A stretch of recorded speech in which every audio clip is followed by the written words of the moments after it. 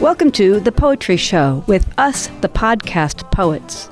This is a podcast that aims to bring poems and poetic discussion to people who love poetry, to those of you who just aren't all that sure, and to poetry novices. And maybe we can inspire you to try a poem for yourself. I will now send a shout out to Zork. By the way, talking about bringing poetry to people who aren't sure they like it. I remember Zork, about 7 foot tall, flame red hair, standing on a chair in a pub in America. And then a guy goes, "What's he going to do?" And I said, "A poem." And he goes, "I don't like poetry." And Zork does his poem. And then the guy said, "I think I do like poetry." So maybe that's us. And hi, Zork. Now, a word of warning. We might use a couple of edgy words because we are just that kind of bad people. We're just kind of PG-13. Every week we discuss a theme and look at how 4 very different poets work within that theme to create a poem.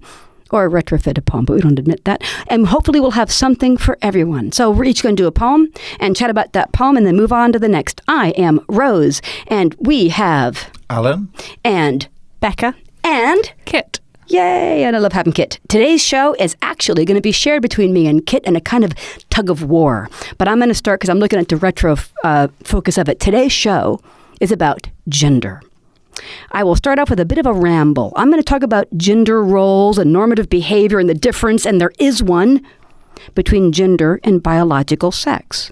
As an anthropologist, people talk about the gender of sheep bones, and it kind of makes me cringe. Anyway, the poem that I'm going to do is based on poems written by a very well-meaning guy in the early 2000s. He ran an open mic at the Borders bookstore in Stamford, Connecticut, and, good for him. That's where I met Alan.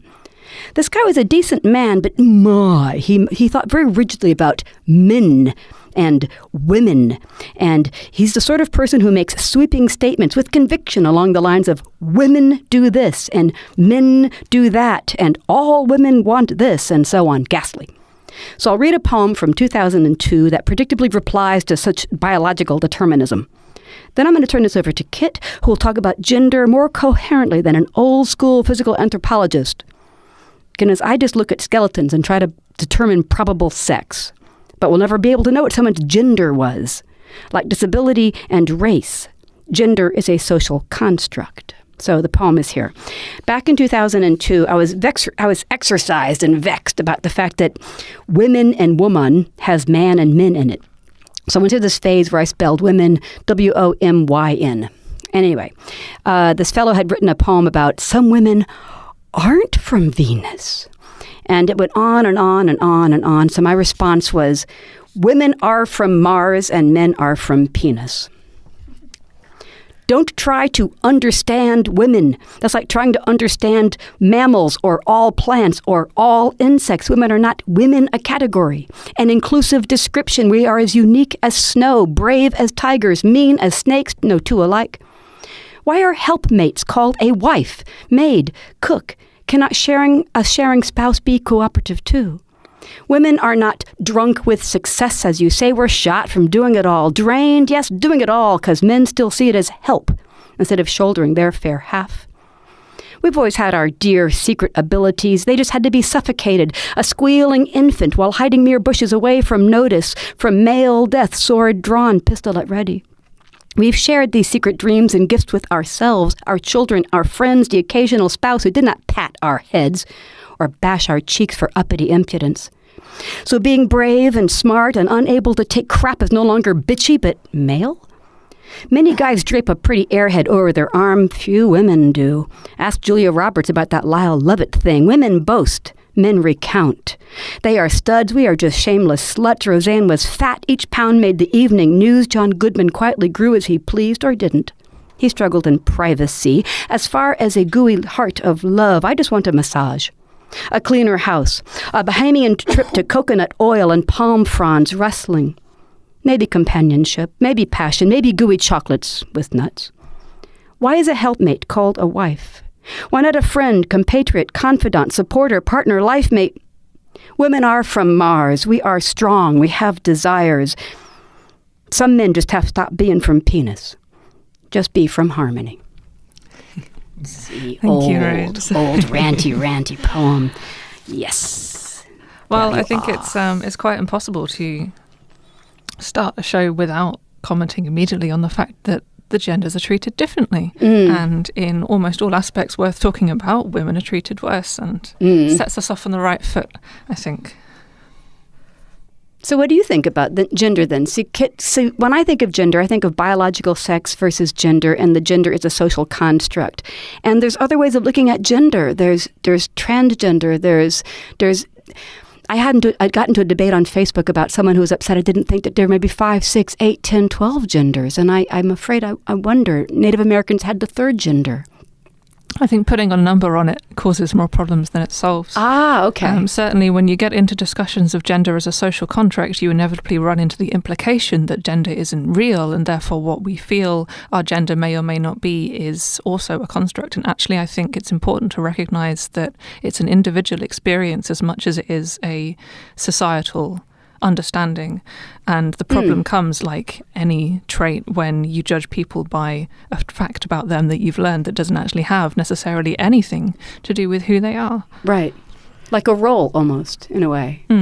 I think it seems like one of the biggest sort of misconceptions about the notion that gender is a social contract is that means gender isn't real.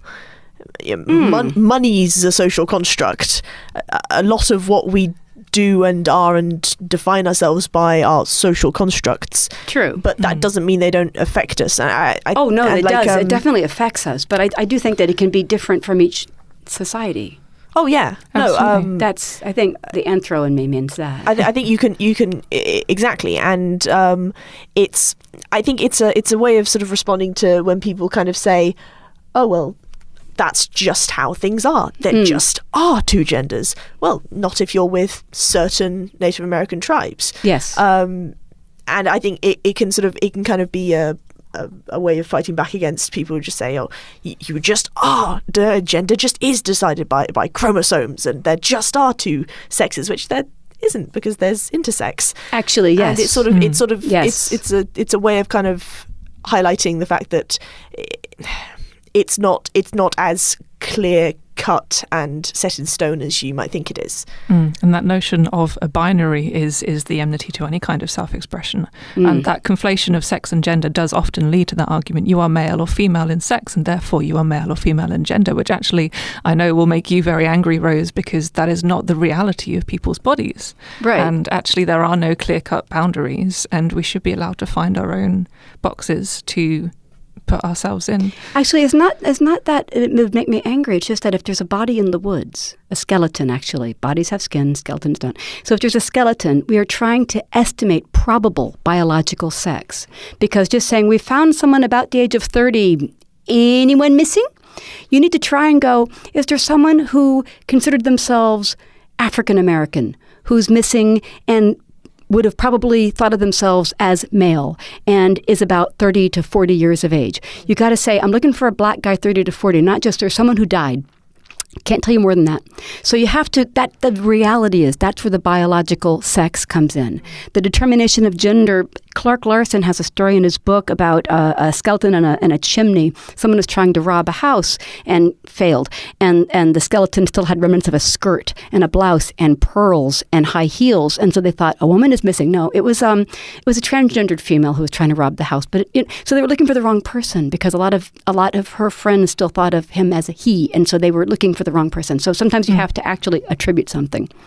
Yeah, I think that's where it comes from. Assumptions is a very delicate subject when you come up against gender, because as we grow more progressive and as people who don't fit into the binary become more open about that and become able to be more open about that, assumptions become ever more dangerous, ever more shaky. And it leads to situations like what you described, where you might be talking about someone in a way that isn't actually accurate, and confusions, misunderstandings happen, and often people get hurt. Yeah, I think that's the thing that's new to someone like me who is old school. I do understand genders being different. I feel in a way, if I had to be choosing something, I'm probably gendered teenage boy. Climbing things and climbing this and that. Climbing up trees, but I'm biologically female. I have given birth, so so there's these things that are bio versus gender, and I do understand again the third genders of Native Americans and the like. But I guess the reason why I wanted to throw you the ball is because I am out of my depth and ignorant when it comes to understanding how you view the different genders. Beyond transgender and beyond, yes, there is no such thing as just binary sex, like you've said, Becca, because I get very upset when people want to have someone say, is it male or female? That's not necessarily true. There's genetic differences that'll cause an intersex situation. There's proper intersex. There's, you cannot just say male or female. That may not be the case. And assuming that and choosing that when a child is at birth it can be devastating. One of the difficulties is that we have this tendency as people that we need to model the world around us, and we categorize, these are trees, those are bushes. Some children have difficulty because there are trees that look like bushes and there are bushes that look like trees. And so those things are difficult. So we need, in order to simplify our lives, which are complicated enough, to simplify the things which we deal with. But the reality is that there is no, as you say, gender is a spectrum in reality. And even under certain forms of duress, people of one gender will behave with the other gender. I mean, I'm thinking in terms of after battle, particularly in ancient times, the men who would be virulently heterosexual would actually go and homosexually assault the army that had been defeated in order to force shame. But they would never consider themselves to be homosexual. They just did it because that's what had to be done. It's a way of making that army never put itself back together to fight you again because of the shame. That's a whole rabbit hole of it's a whole misogynistic association. It's a very complicated situation, but it is about. I mean, people who do education do learn about labelling and the difficulties and the problems of labelling. That it is, labelling to some people is a relief because they all of a sudden say, I'm not a freak, I'm a whatever the label is.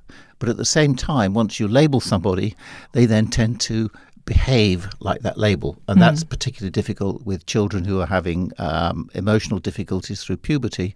They're given a label at school, and that's the label they live with forever. And that can lead them into some serious difficulties when they had no real need for it. And I think that's the problem with gender, is we label. And I think with gender in particular and sexuality as well, that debate of labelling when it's external or when it's internal is a very, very pertinent one. And the idea that you can find label and language for yourself, because of course we're so used to talking about gender in a very binary way. If you realise that actually you don't have a standard cisgender, non-transgender experience, finding the language to describe yourself is incredibly important. And at the same time, you have been labelled and you have been described by others for your entire life, and it can become a debate between those two different concepts. I saw a very good analogy for it once. It's like if you try and put a cat into a box, the cat will get out. But if a cat climbs into the box herself, she'll be very happy. Oh, I totally agree with that. Like, I think not just in gender, but in all sort of kind of labels, the best labels are the ones that you pick for yourself. Yes, and sort of I've heard some people sort of say like, oh well, I don't particularly fit the sort of stereotypical gender roles of my sex. Does that make me transgender? And only if that would be a label that would work better for you than the ones you've had before. Yes, the stereotypical aspects upset me too. If someone becomes a transgendered female, that means she must now wear painted nail polish and high heels. I'm talking to you, Caitlin Jenner. So, I mean, I just wonder about the adoption of the stereotypical stuff as being the only way to define her new self. It has very different applications depending on the individual. Obviously, some people come to the realization that they're transgender because they identify with classically feminine traits. And it's a very difficult debate often for the women themselves. Am I just doing this because I want to wear dresses? Because that's not the same thing as being a woman. On the other hand, for a lot of women, it's a matter of safety. And the better they pass, the less at risk they are. And transgender women are very at risk. Oh, yes. So criticizing transgender women for maybe appealing to or fetishizing even an aspect of femininity that they've been drawn to, often it has reasons beyond what you obviously see from the outside. And again, we come back to that idea that gender has grown into something so diverse and almost out of control that there is no one way to experience it. And we shouldn't expect, obviously, people who have found their way to gender to experience it in the same way as we think. Thank you is for right. pointing that out, because you're right. In America, they've had all these things about transgendered bathrooms and how you better use the one that you were assigned on your birth certificate. And if someone is in process or has started the process late, they'll get the crap beat out of them. That's exactly true. No, you're right. I take that back. You're absolutely right. That's not even touching on the fact that a lot of people who actually decide to undergo sort of the hormonal sort of transitions, there are gatekeepers in the form of doctors that essentially you often have to be more stereotypically the gender that you're transitioning towards in order to convince them, no, I'm for real. And and I've known a few sort of people who've had to kind of be even more sort of in that strict gender role in order to convince their doctors, essentially. Okay. Medical transition, of course, opens up a whole new can of worms. And there's all kinds of stringent medical boundaries that, in fact, are often more of a problem than a help for people seeking medical transition. People are very concerned about, well, it's permanent. What if you regret? Or they're doing it too young, which really upsets me, because before the brow ridge comes in and identifies you as so-called biological male, maybe you want to stop this process. Gendering already happens at birth. Yes, exactly. I've heard of stories. I think most people have got a very strong sense of who they are at least by the time they're 14 or 15. Oh no, even younger. I think 3, 4, 5, 6, 7. You have a sense. I think the more we educate about the issue, the more people do realise at a younger and younger age. Yes. I would say that there are transgender people who don't fit that mold. There are people who realise much later in life that that's what they want to be. Yeah. Well, let's do a poem. But yeah, let's do more poems. Yeah. So I've brought a couple of poems, but the one that I'm going to do, because it leads on very nicely from that discussion, is about being an out trans non-binary person. And it's called Fist Fight at the Sainsbury's Checkout. Uh-oh. Have you ever had a moment of crystal clearest amazement? Sometimes these are big, rippling speeches and marches, feet planted before a tank, and your mind struggles to stretch wide enough to appreciate it. Today, though, on a rainy Sunday afternoon on the 26th of June, there is nobody I admire more than Ella. They are at the Sainsbury's checkout, dressed in the rainbow, skirt a flounce of blue, stubble and lipstick. They are dancing, divine, too busy with the business of being alive to notice the laughter. Behind them, 2 grown men point like children, gaping at flat chests in pretty dresses, strong jaw framed by ponytail tresses, but Ella dances on. I find fists clenched, words trapped between tongue and teeth, wishing I could make a dent in them. But Ella would see, be reminded of the name, no, let them dance. Their revenge is the new dress and the lover who treasures them like gold, and my mind struggles to stretch wide enough for them. Their happiness in a world that hates is defiance, simple and decent and true. And I would get into a fist fight at a Sainsbury's checkout on a rainy afternoon on the 26th of June if it meant it was not bravery for them to be. Ooh, yes. I love that. Yeah. Yeah, based on a real story about a friend of mine whose name isn't Ella, and I never told her that there were people pointing and laughing at her while we were in Sainsbury's. But that decision that I consciously made was because it would do more harm than good. Yes, I think sometimes being rescued does change. Oh, wow, thank you very much. I love that. I don't know what to say except shall I do mine? Yours follows on, I think, doesn't it? Mine actually. I actually sort of. I essentially put a call out on my Facebook to say, hey, so I've got a poem that I could do that's related to this. But do any of my friends who are actually trans want to send me one of your poems about that? I've got one from a friend of mine. He's called Peter Green, and he wrote this poem. My form does not always fit right. There are handholds where there should be sheer rock. There is softness where there should be steel. I am cursed to always look different in my mind. Sometimes I am so much a boy I am sick with it, my legs weak with unrealized masculinity. I wanted boyhood, and I often cannot comprehend why my reflection flickers so. I have my scraped knees. Now give me the rest of it. Oh, I do love Which that. I love that one. That was one of 3 that he sent me, and that was my favourite one. Yeah.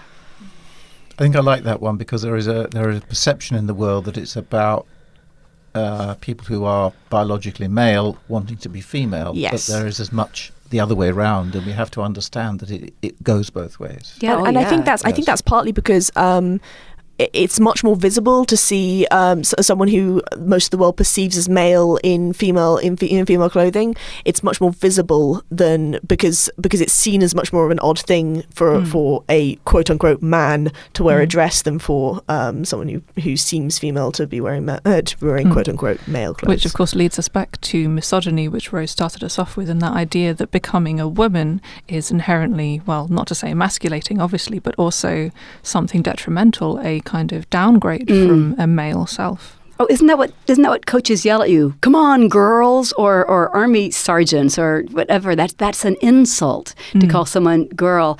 On the other hand, Sonny and Cher, a TV show back in the 70s, would bring out little Chastity Bono, little tiny blonde-haired, gorgeous little tiny itty-bitty girl, and in his teens, Chastity became Chaz, and people were aghast. Why would anyone give up all that misogyny and hate just to become more powerful? No, but also this is when he realized, no, I'm Chaz. This is who I am, and that is actually a very long time ago, I believe. So I was talking about, I don't know how old he is now, 45. So it's been a while, but that was because mom and dad were famous and he grew up on TV, so that was a very big thing. But yeah, that was it was considered. That he was giving away his beauty or something special and precious. I guess like female virginity is so amazing and cool. But okay. I like that. So who has not done a poem? Well, All heads yes. swivel toward Alan. Well, I feel singularly disqualified to some extent for this discussion, because being a sort of a male, white male, having grown up in a very white male society, it is a little harder not to understand or accept, but the brain still works the way it worked 300 years ago. And so I focused on a different area, because it's an area that's been a bit of a concern for mine, which has been this use of inclusive language. And that I think, I'm beginning to think that it's a mistake. So here's my version looking at inclusive language, and I've called the poem Poetrix. English is gendered masculine. Others claim neutral, but the default is that all words, unless explicitly not, are not feminine. Even girl and woman, despite the subject, are linguistically male, unless declined as a suffix. Washerwoman, cigarette girl. And in our ill-considered rush to linguistic neutrality, the field is conceded by default, stripping the lexicon of femininity, ceding the language in its entirety to men. In our language, words are tools, which must be wielded to celebrate women and the achievement of women. I mourn the losses of S's and Rix's, and as much, if not more, than the N's lost to Eds, our Norse roots eroded. There is no way ever that actor is not masculine, a noun of agency and instrumentality dripping with testosterone, an insult to actrix everywhere. But wait, we use actress. The clue to the true noun for those of a thespian persuasion, acteur, a descriptor, not actor, the agent of change in a mathematical model. Let us celebrate Amelia Earhart, Amy Johnson, Hannah Reich, Helene Dutreux, Bessie Reich, Marie Basti, Bessie Coleman, also of colour, Harriet Quimby, dare I say true heroines deserving of the title aviatrix, women of agency for true equality. Femininity needs celebration in the words we use to remind us truly that women do things too. So we'll just pile on now, I think. I just time to be controversial. No, that's all right. That's all right. I like the point about actor, as because that does ping in most people's minds as male.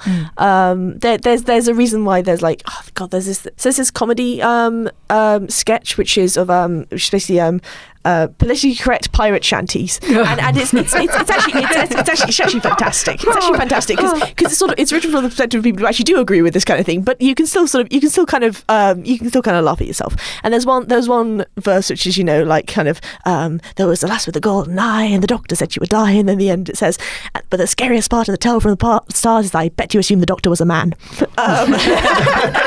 Women are doctors too. But it's funny, actually. You should mention the X kind of ending, because in this game that I play, there's a character who's the Empress, and she's more often than not referred to as Poetrix. And often whenever a lot of characters who play people who play this game, if you're referring to the position of the throne of the empire, a lot of people make clear to say Empress as opposed to Emperor, because in this setting, the empire was founded by a woman. So it's the assumption that the first Empress was an Empress. Why would you go for Emperor as the automatic one? And then some other people sort of use Poetrix. But I like X. Yes, I like X. I think it's a lovely expression. I went and looked up some of the words that end in there. There are actually very few of those OR words. It was partly inspired when I think there's one fairly well known actor stroke actress who said there should be a best actor and no best actress session. That's the new argument now, and I just thought, well, that cuts out half of the people who could have won. Well, no, I think we should. The problem is because best actor is going to be determinately male. And I think we should. Know if that's I true. think we should be either calling it best actor, Yeah. or best thespian. Rather we should be looking for a more neutral word than actor. That's my that problem concern. where masculinity has been the default means that as we strip gender associations from things, that association stays and we still assume, and I certainly think you're right, if we removed the best actress category, the winners would continue to be predominantly male. And if they tried to have two, my first thought was, well, then they'd both be guys, wouldn't they? Yes. Yeah, if not through lack Yes. of candidates, but certainly because those inherent biases are still there.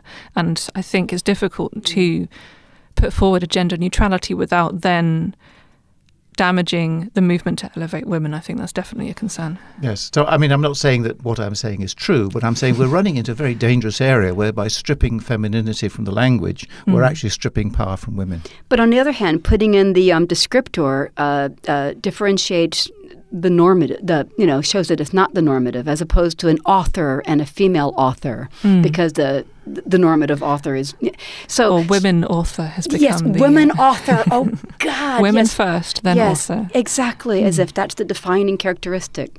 Well, I've got it's bad enough with saying published poet, which makes me cringe. No. It's not published poet. It's prize-winning poet.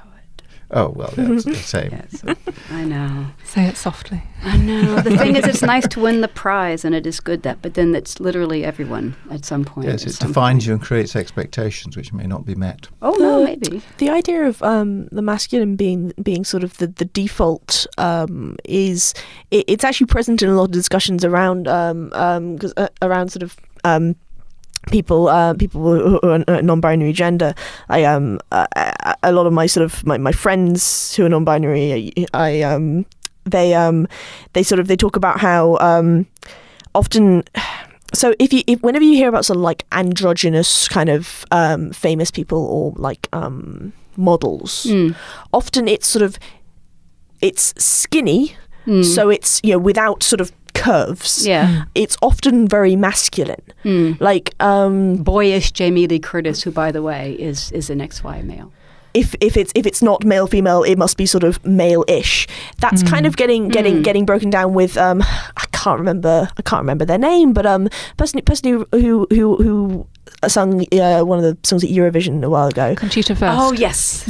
I don't know if she prefers she, but it's a drag act. So Conchita Wurst is a woman. Is the character, but it's the idea that like a beard can still be part of this outfit that includes sort of the rest of it's very very feminine. Yes. She has such a perfect femininity about her, and yet she leaves the beard as that little reminder of yes, you could not tell the difference between me and a cis woman if not for the fact that I let you.